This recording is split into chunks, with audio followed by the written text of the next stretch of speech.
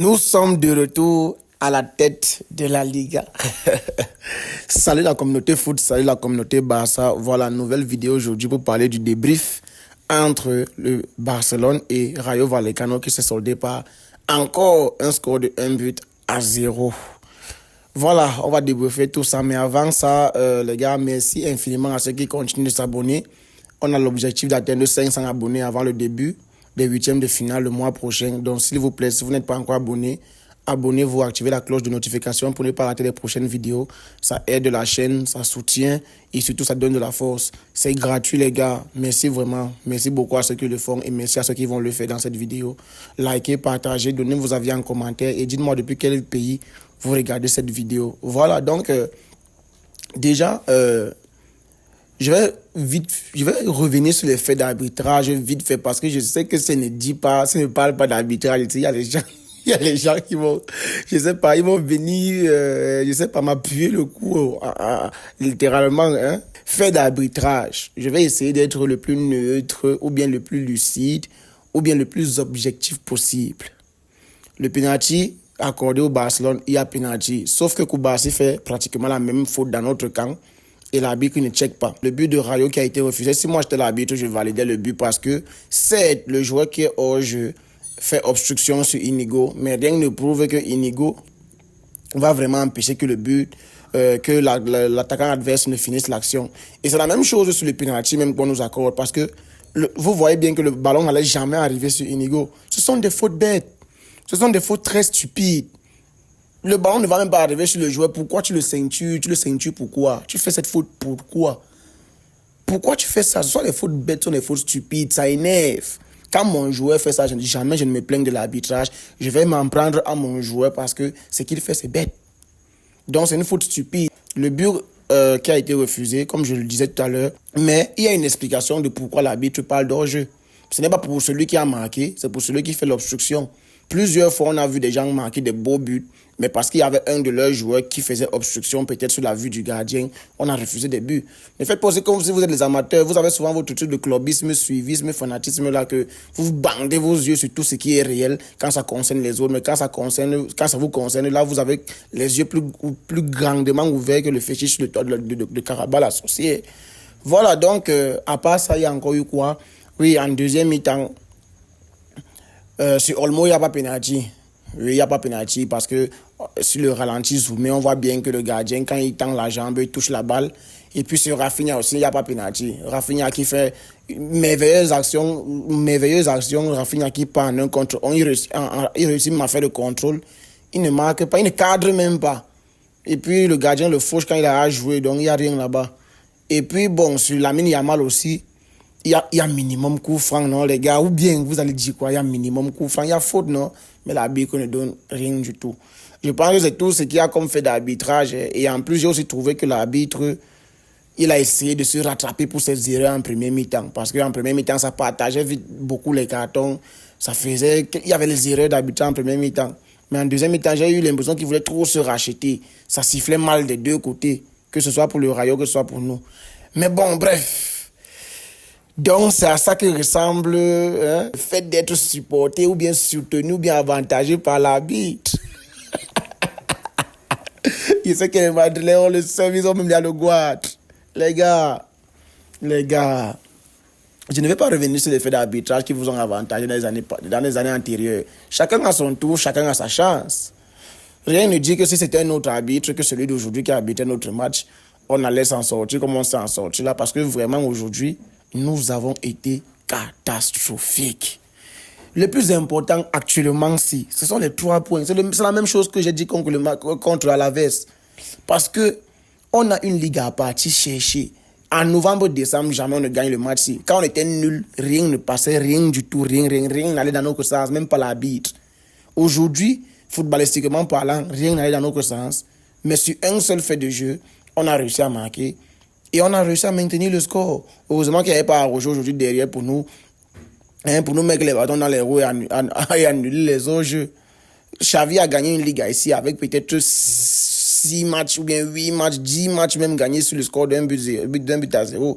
Ce n'est pas chaque jour que tu vas mettre un fleuve de score. Je disais ici dans un de mes débriefs que Il y a les soirs où quand tu vois, tu sais qu'aujourd'hui, là, on va tartiner l'équipe en face, on va mettre 4, 5, 6 buts.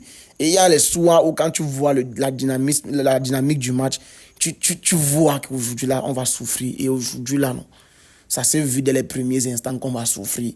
Quand tu vois d'abord un classement, un 11, on te met Hector Ford à droite, tu dis d'abord que celui-ci, il n'a pas beaucoup de minutes ces derniers temps. Qu'est-ce qui se passe que subitement il est titulaire? Là n'est même pas le problème. Casado, c'est officiel et on préfère Frankie de Jong à Casado désormais. Et je voulais voir Olmo, mais on a préféré Gavi. Bon, Gavi, pour moi, il ne mérite pas d'être titulaire. Ça, c'est mon ressenti. Il ne mérite pas d'être titulaire. Il va beaucoup plus nous apporter, soit en tant que remplaçant, soit en tant que titulaire, quand on joue les équipes comme Retafe qui viennent avec l'impact physique pour nous rentrer dedans. Oui, là, il peut nous être beaucoup utile. Mais sinon, mis à part ça, en début de match, tu vois les Lewandowski qui font les contrôles ratés. Les Lamine Yamal qui n'arrivent même pas à accélérer, qui n'arrivent pas à prendre des défenseurs de vitesse ou bien qui ne réussissent pas les dribbles. Rafinha aujourd'hui aussi qui rate beaucoup de choses. Il n'est pas tranchant, rien du tout. Au milieu de terrain, en début de rencontre, tu voyais même Pedri, c'était un peu difficile dans la multipasse. Bref, il y avait quelque chose qui montrait que c'était difficile, mais en même temps aussi, il faut se dire quand même les vérités. Hein. Quand tu joues sans jouer, là, c'est comme si tu perds les automatismes. Certes, tu t'entraînes, tu mets les tactiques de jeu en place et tout, mais jouer aussi chaque après une semaine, là, c'est un peu long, hein, parce que ça fait toute une éternité qu'on n'a pas joué, là. Et aujourd'hui, nos joueurs, c'était difficile. Premier mi-temps raté, pourri, éclaté au sol. Ils n'ont rien proposé de bon. Rien du tout. Heureusement qu'il y avait notre frère qui est venu ceinturer notre joueur. Et puis voilà, sur ce fait de jeu, checker à la VAR, quand c'est parti à la VAR, automatiquement, il y a la voie pénalité parce qu'il le ceinture carrément. Le gars, il met carrément les bras autour des hanches, les deux bras, il plaque même pas, il plaque même au sol et tout. Penalty, et je vous assure que tellement rien n'allait dans notre sens que même le penalty, là, j'ai eu peur que Lewandowski le rate. J'ai eu peur. Il tape la balle croisée, ça tape encore le poteau. À cet instant, mon cœur a fait boum. Yes. Les 3 points à tout prix, les gars. Si c'est l'arbitre qui nous donne, nous sommes reconnaissants, on prend. Si c'est l'adversaire qui nous donne, nous sommes reconnaissants, on prend. Si c'est nous-mêmes qui jouons pour mériter ça, nous sommes reconnaissants, on prend. Parce que c'était pas facile de jouer contre Rayo. Mais ils nous ont en début de seconde mi-temps, ils nous ont ils nous ont dominés sur tous les plans. On courait derrière la balle, ils nous ont imposé un rythme de jeu là. Heureusement qu'ils avaient toujours le mauvais choix à l'avant-dernière ou à la dernière passe. Et aussi Chesney qui nous a sauvés sur pas mal de faits de jeu. Même comme sur l'action où voilà un autre fait de jeu où les gens vont dire qu'il y avait penalty, quoi. Ah, vous aussi. La balle où Chesney fait l'arrêt, après il repart prendre le ballon, le joueur part tomber, après il vient s'arrêter le pied, il n'y a rien sur lui, rien du tout. Et j'ai vu que Chesney est lent pour se relever, il ne se relève pas assez vite, mais sinon, les arrêts quand même il est présent. Pour l'autre là, je ne doute pas. Donc deuxième mi-temps, c'était compliqué, en début de deuxième période là, c'était compliqué. Mais après on a repris l'ascendant du match avec un Pedri au milieu de terrain exceptionnel. Ce qu'il fait balle au pied, c'est juste ouf.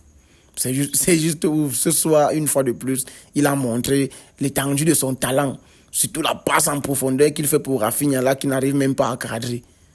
Pas mal de fois aujourd'hui, tu vois Pedri se sortir du pressing juste en tournant sur lui-même. Les jeux de corps, feinte de pied, il fait comme s'il va revenir. Non, il repart plutôt. Non, il ne repart plus, il revient. Il veut donner, il ne donne pas. Il ne veut pas donner, il donne. Bref. Lewandowski aujourd'hui quand même, en début de match c'était un peu poussif, mais au fur et à mesure que la rencontre a évolué, j'ai quand même vu un Lewandowski qui s'est pas mal débrouillé, même comme le papy. Bref, il a fait le job, nous donner les 1 point, il est toujours dans sa course au Pichichi, il maintient l'avance avec Kylian. Et puis Rafinha pas tranchant du tout, qui a raté 1001 occasions aujourd'hui. Lamine Yamal c'est pareil. Beaucoup de déchets, beaucoup de mauvaises décisions prises aujourd'hui. De Jong sur certaines phases de jeu qui m'a inquiété, mais dans l'ensemble, c'est correct. Hector Ford, il a eu 1 ou 2 occasions, là, ou bien 1 ou 2 actions où c'était vraiment intéressant, mais sinon, pas grand-chose. Koundé qui a fait du bien, l'entrée de Koundé qui a fait du bien à Lamine. C'est vrai que c'est une action, il a annulé leur jeu là. Tu sens qu'il n'était pas encore dans la rencontre, jusqu'à qu'il est parti boire de l'eau et tout. Bon, mais sinon, mis à part ça, c'est le Koundé qu'on connaît. Notre charnière qui a failli nous causer un penalty aujourd'hui avec une erreur aussi de Koubassi. Heureusement, la VAR n'a pas intervenu. Sinon, Inigo, masterclass impeccable là-bas derrière, il n'y a pas l'homme pour toi. Eric Garcia aussi qui fait une entrée correcte. Même comme c'est une action là, il m'a un peu énervé où il est parti mettre le ballon tout seul en corner. Mais bon, c'est la pression et tout. Sinon, il s'est aussi géré. En tant que latéral gauche, Baldé aussi qui a fait son match correct. Pas mal de fois, il s'est proposé. La passe qu'il fait à Olmo pour que Olmo se retourne là sur l'action où il y a presque eu penalty là. Pas mal du tout, mais sur certains centres aussi, c'était complètement raté. Bref, du Baldé tout craché quoi. Voilà, quoi d'autre? Les entrées. Casado, on ne l'a pas trop vu. Olmo nous a fait du bien. Il a subi pas mal de fautes. Tu sentais que vraiment, il apporte un peu plus de maniabilité de ballon. Mis à part ça, quoi d'autre? Koundé, voilà. À part ça, quoi encore? Eric Garcia. Sinon, Ferran Torres aussi, il était invisible. Tech a fait son match. Moi, il n'y a pas grand-chose à dire. Moi, je suis seulement reconnaissant avec l'arbitre. Il veut se racheter en deuxième mi-temps. Tu vas racheter quoi sur toi? Tu as rien fait. En tout cas, merci. Nous, on veut la première place et on l'a obtenue aujourd'hui. Bravo à nous d'avoir pu tenir au score parce que le Rayo n'est pas facile. Voilà. Et quoi d'autre? Hansi Flick qui continue son travail. Nous revenons à la première place. J'ai peur de l'Atlético. Mais sinon, on enchaîne peut-être 5 à 6 matchs de revanche. Osasuna arrive, on doit se venger. La Sociedad arrive, on doit se venger. Atlético eux-mêmes ils arrivent. En coupe comme en championnat, on a droit de se venger. Qui encore? Il y a plusieurs matchs qu'on a perdus ou bien on a fait match nul. Celta Vigo aussi, oui, vous êtes dedans. On a les revanches à prendre. Et ce qui me plaît sur ce Barça de cette deuxième partie de saison, c'est que à la première partie de saison, on perdait les points dans les matchs où on n'arrivait pas à s'en sortir, à claquer plusieurs buts. On faisait des erreurs bêtes. Aujourd'hui, on n'a plus besoin de bien jouer pour tenir un résultat ou bien pour garder une victoire ou bien pour obtenir une victoire. Voilà, 2 fois en 3 matchs. Contre Alaves, c'est ce soir. On n'est pas époustouflant dans le jeu, on rate beaucoup de déchets dans notre jeu, mais on gagne. Pourtant, en première partie de saison, c'était pas comme ça. Si c'est qu'on ne dominait pas la rencontre de A à Z, c'était difficile pour nous de gagner le match. Tenir même au score, c'était difficile. Quand Celta Vigo, on mène 2-0, on revient à 2-2. Betis Séville, on mène 2-1 à la dernière seconde, on se fait égaliser et tout ça. Cette fois-ci, en cette deuxième partie de saison, ce qui me fait encore avoir plus confiance qu'on va gagner cette Liga, c'est que même dans les jours où nous sommes pourris comme ce soir, on rentre avec les 3 points. Voilà, donc merci à ceux qui ont regardé la vidéo jusqu'ici, c'est tout pour ce soir. Voilà, on reste ensemble. Bon, le débrief du Real Madrid contre City, je serai là mercredi soir. Gare à vous si vous faites une Ajax 2019. Vous avez vu ma mouche, non? Attention, voilà, donc on se capte très vite pour la prochaine vidéo et surtout restez en santé les gars. Peace.